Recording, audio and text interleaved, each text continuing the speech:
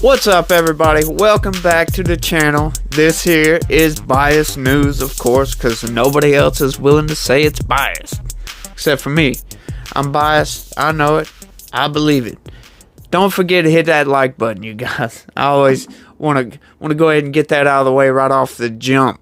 Hey, if you're not subscribed, also, if you're new here, stick around. We cover mostly political news, some of the stuff you might not hear in the mainstream. So if you want to kind of keep up to date with all the latest stuff going on, what's going on with Congress and President Fall upstairs, hit that subscribe button. Come over here. We cover all kinds of crap.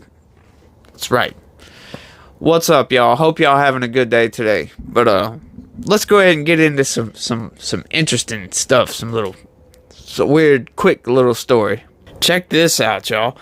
Marjorie Taylor Greene pushes censure of Rashida Tlaib. What? Okay, that's like the pot calling the kettle black. Man, you know, Marjorie Taylor Greene is one of those people that I'm glad she's in Congress, because she creates several viral clips all of the time. She says some off-the-wall stuff. And the reason sometimes it's so off-the-wall is because you're like, true that. But she says some wild shit that you probably shouldn't say. So the fact that she's pushing to censure Rashida Tlaib for what she did, you know, pushing an insurrection at the Capitol, and all her anti-Semitic statements. In the United States, that's not a very good thing to be, is anti-Semitic. We happen to love Jews over here.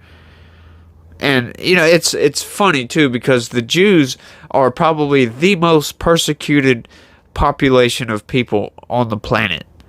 And the left loves defending persecuted populations, except for the Jews for some reason. Of course, they're divided, but you know, the far left, like Hitler, seems to love to hate on the Jews for some reason, but yet they want to call the right wing the fascists.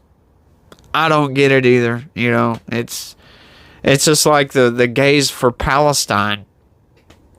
What? That makes no logical sense whatsoever. I mean, sure, I understand what you're trying to do, but the fact that you're calling it gays or queers or whatever for Palestine, it's just funny, because if you go to Palestine, let's just say don't go there. We all know what's going to happen. I think you get 10 years in prison for being gay over there, so Anyway, enough ranting. Let's get into this quick little story before we get into the next story. All right. Rep. Marjorie Taylor Greene is introducing a measure to censure Rep. Rashida Tlaib over her comments on Israel, Politico reports. The privilege motion will follow a fast-track process that bypasses House committees and has to be considered on the floor within 2 days. Democrats are likely to respond to Greene's resolution by pushing a retaliatory censure against the Republican firebrand herself, citing her history of incendiary rhetoric, including her past flirtations with anti-Semitic tropes and comparisons of vaccine mandates to the Holocaust, which guilty as charged. Like I said, she says some off-the-wall shit too. But she happens to be right on a lot of things, and I can't say I like her or I don't like her. I'm glad she's in Congress, because like I said, it creates some interesting news. I'll put it that way. But yeah, like I said, I just wanted to cover that, kind of put that out there. I just thought it was funny. I figured y'all would enjoy that these two people are obviously going at it. I just find it hilarious, and I'm here for it. But another story I was going to cover but decided not to is good old President Biden. His ratings are tanking right now. They're the lowest they've ever been, according to a poll. Wanted to throw that out there too. Yeah, Biden's not doing very good right now. And there's all kinds, there's evidence is still coming out, man.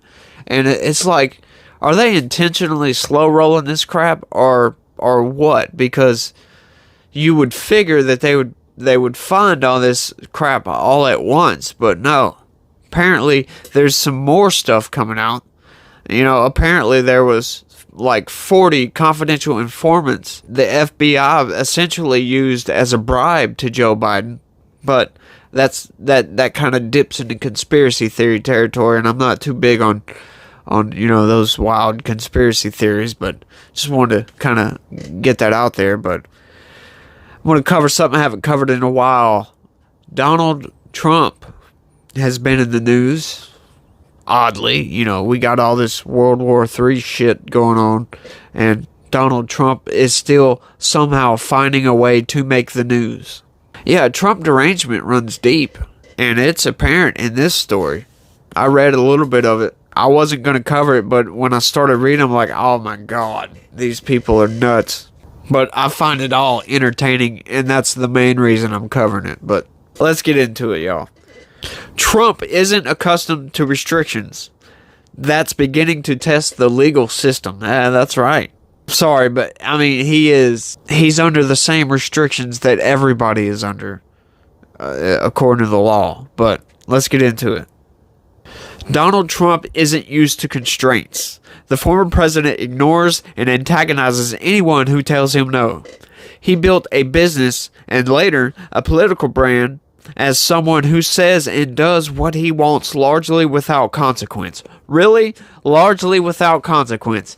I can't believe they would sit there with a straight face and type this up. Largely without consequence. So, 4 federal indictments and 2 other civil indictments isn't consequence, I guess.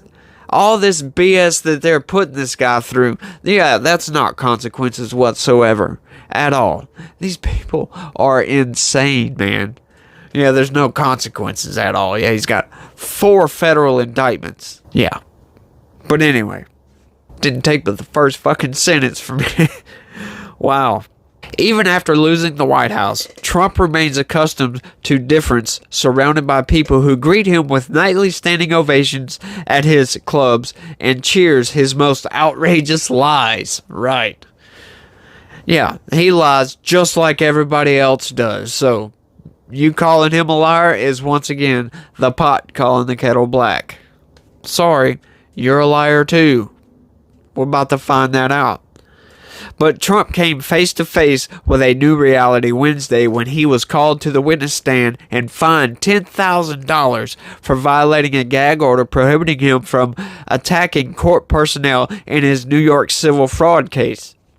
Trump denied he was referring to a senior law clerk when he told reporters in the courtroom hallway that someone sitting alongside Judge Arthur Engoron was perhaps even much more partisan than he is. Hey, look, I believe in free speech, okay? I'm sorry, if you got offended by that, suck it up, Buttercup. I mean, come on. We have the First Amendment is the First Amendment. For a reason. We have freedom of speech. Now, I understand courts, they follow different rules. And I think they're all unconstitutional. If somebody wants to go talk about their court case, they should be able to go and talk about their court case wherever they feel like it. Period. Shut anything else down there. There's no more argument. They should be able to discuss whatever the hell they want to discuss. But apparently the courts don't like free speech at all.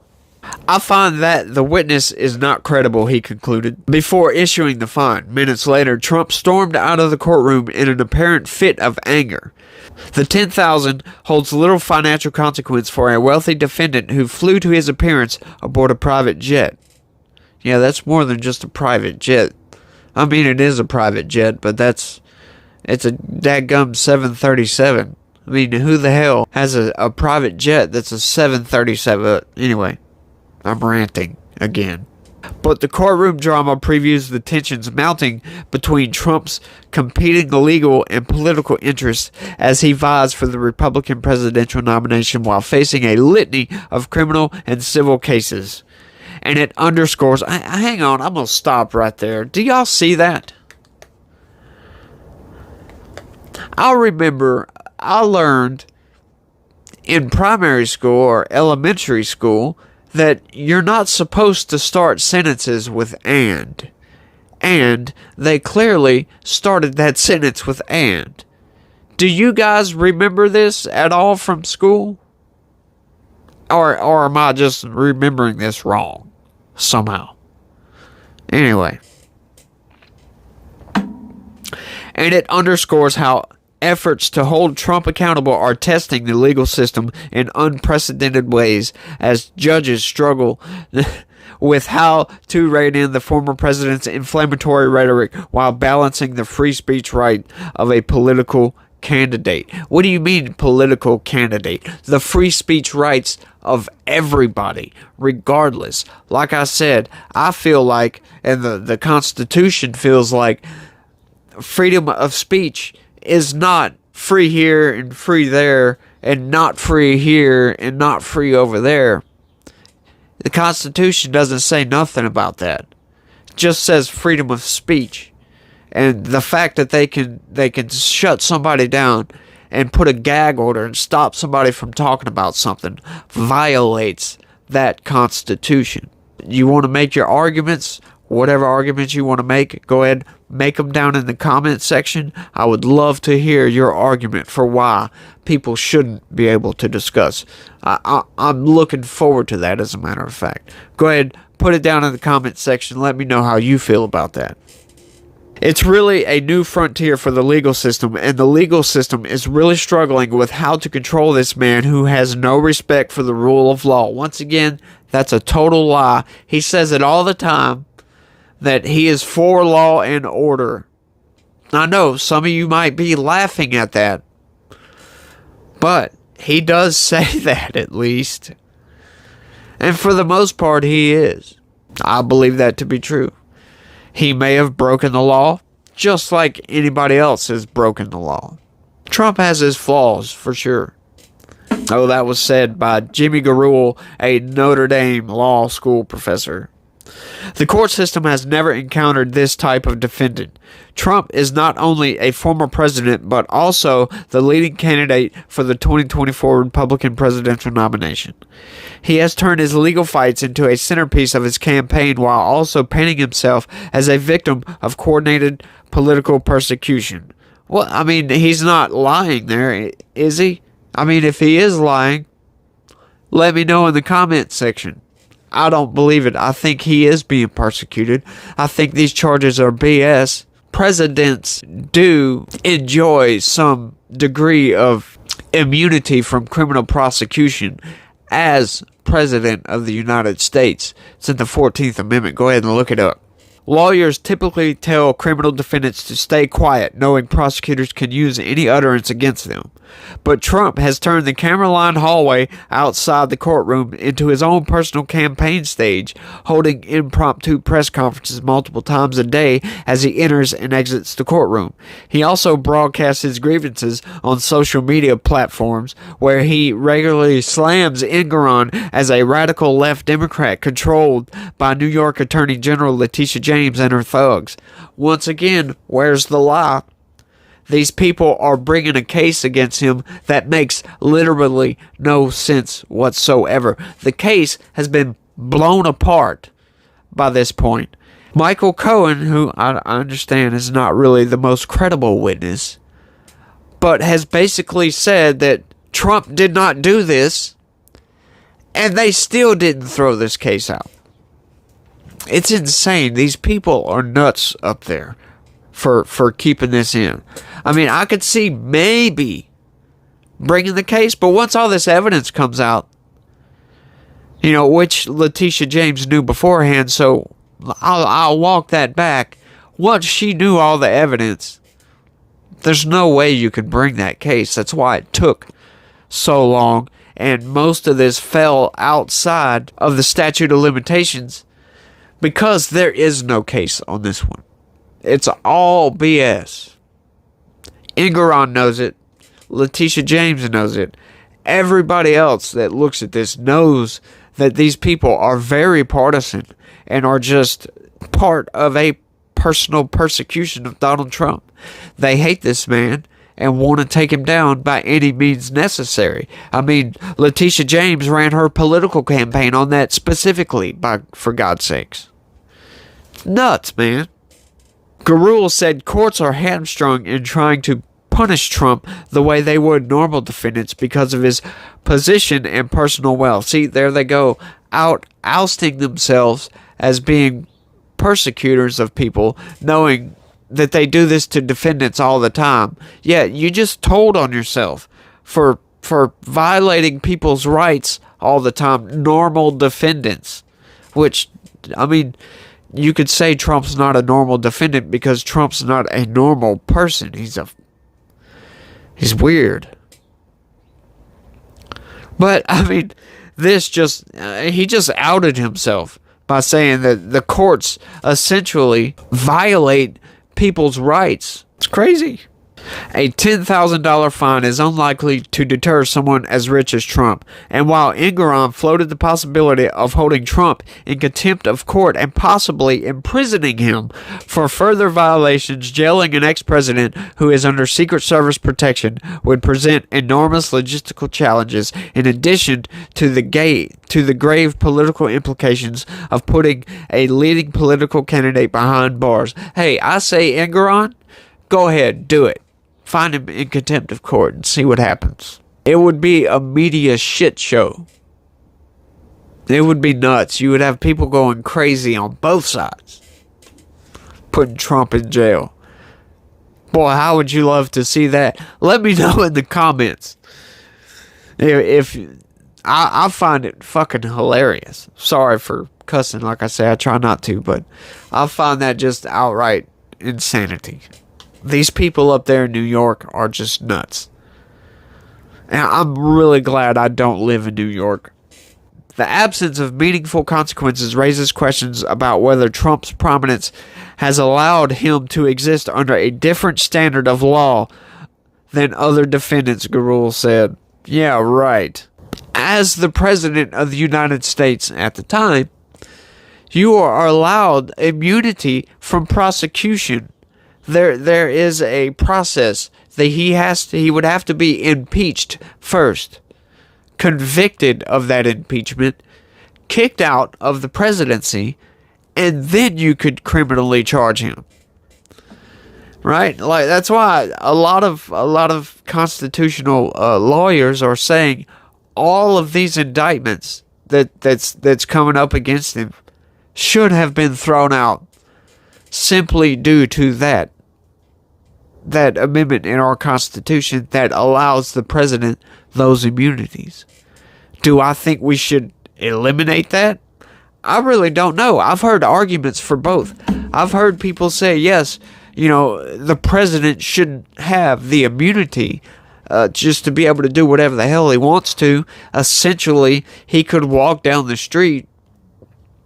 Like, if we had whatever political party he was and he had enough followers in Congress that he couldn't get impeached, he could walk down the damn street and literally kill somebody. I mean, Obama killed an American citizen. I forget the guy's name, but it was a drone strike somewhere in the Middle East. I forget, I want to say Yemen. It was a drone strike on a restaurant, killing an American citizen.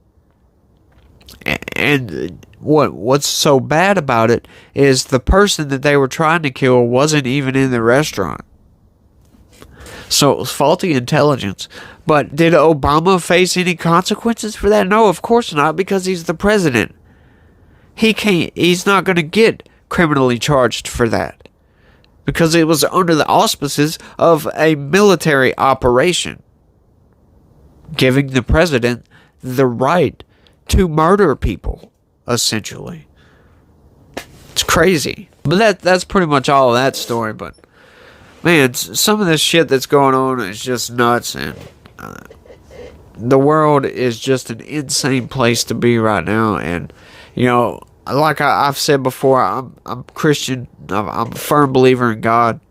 I don't claim any specific religion. I do believe in God, though, and I do believe in prayer. And I would ask everybody out there that is a Christian and believes in God, please pray for the Middle East right now, and pray for Ukraine and for everywhere where there's conflict and people dying and violence and all this other shit.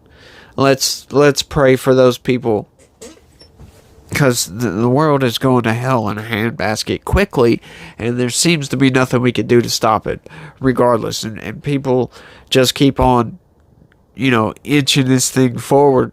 This side pushes a little bit, then this side pushes a little bit more, and it's like nobody wants to back down. Nobody's backing down at all. I mean, we're sending more troops to the Middle East, and like I said, man, it's just insanity right now. We need a calming down, but that's all I got for this one, you guys. Do me a big favor, like I said, hit that like button, leave a comment, let me know what you think about all this stuff, and if you're not subscribed, hit that subscribe button, and be positive.